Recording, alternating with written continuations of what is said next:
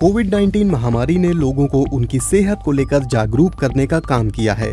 लोगों को इस बात का बखूबी एहसास कराया है कि स्वस्थ जीवन के लिए रोग प्रतिरोधक क्षमता का बेहतर होना कितना जरूरी है। ये जटिल नेटवर्क ही वो हथियार है जो हमारे शरीर को बीमारियों और संक्रमण से सुरक्षित रखता है। शरीर के किसी भी दूसरे हिस्से की तरह प्रतिरक्षा प्रणाली भी साल दर साल कमजोर होती जाती है, जिसका सीधा मतलब ये है कि हमारे बीमार पड़ने और संक्रमित होने की आशंका बढ़ जाती है। ये एक बड़ा कारण है कि ऐसे समय में जब कोविड महामारी ने पूरी दुनिया को अपनी चपेट में ले लिया है, तो बुजुर्गों को ज्यादा एहतियात बरतने के दिशा निर्देश दिए गए हैं। विशेषज्ञों ने स्पष्ट तौर पर कहा है कि जो लोग 65 साल की उम्र के पार हैं, उनके संक्रमित होने की आशंका काफी ज्यादा है। उनके लिए जोखिम तुलनात्मक रूप से अधिक है। हालांकि ये जरूरी नहीं है कि हमारा इम्यून सिस्टम बढ़ती उम्र के समानुपात में ही कमजोर हो। इजराइल के टेक्नियन इंस्टीट्यूट ऑफ टेक्नोलॉजी में इम्यूनोलॉजिस्ट शाई शेन और ने बीबीसी से बातचीत में कहा, हम ऐसे कई लोगों को जानते हैं जो कि 80 साल के हैं, लेकिन उनका इम्यून सिस्टम 62 साल का है। कई मामले इसके बिल्कुल उलट भी होते हैं। अच्छी खबर यह है कि हम अपने इम्यून सिस्टम के कमजोर होने की प्रक्रिया को कम कर सकते हैं और उसके लिए हमें सिर्फ कुछ बातें अपनानी हैं।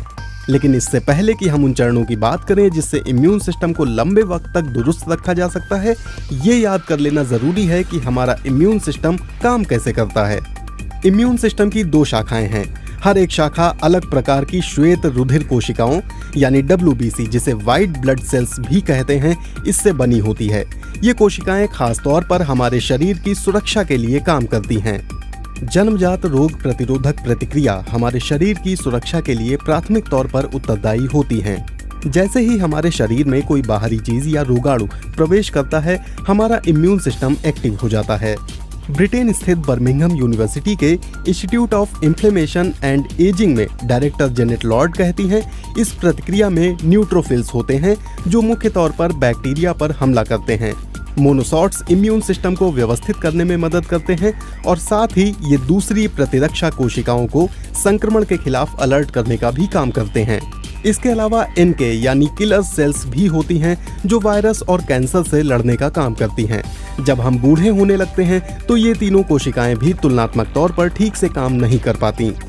फिर एक अनुकूलन प्रतिक्रिया भी होती है जो T और B लिम्फोसाइट से बनी होती है। ये एक खास प्रकार के रोगजनकों से लड़ते हैं। इस प्रतिक्रिया का असर दिखने में कुछ दिन का समय लगता है, लेकिन एक बार हो जाने के बाद ये उस रोगजनक को याद कर लेते हैं और अगर वो रोगजनक